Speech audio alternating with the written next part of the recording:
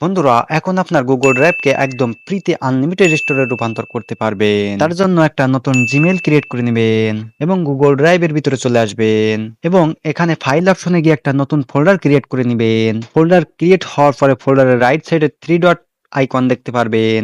এখানে ক্লিক করার পরে শেয়ার অপশন পাবেন। শেয়ার অপশনে ক্লিক করার পরে এখানে আপনার ওল্ড যে জিমেইল অ্যাড্রেসটা আছে, মানে যেটা রেস্টোরটা আনলিমিটেড করতে চাচ্ছেন, সেই জিমেইল অ্যাড্রেসটা এখানে দিয়ে উপরের সেন্ড আইকনে ক্লিক করবেন। তাহলে আপনার কাজটি কমপ্লিট হয়ে যাবে। এখন এটাকে কিভাবে ব্যবহার করতে পারবেন, ওল্ড সেই জিমেইল অথবা গুগল ড্রাইভের ভিতরে চলে যাবেন এবং এখানে নিচে দেখতে পাচ্ছেন শেয়ার্ড অপশন।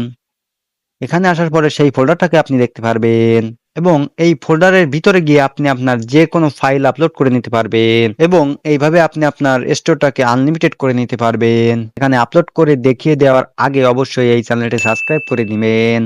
চলুন এখানে একটা আপলোড করি। দেখেন সুন্দরভাবে কিন্তু আপলোড হচ্ছে।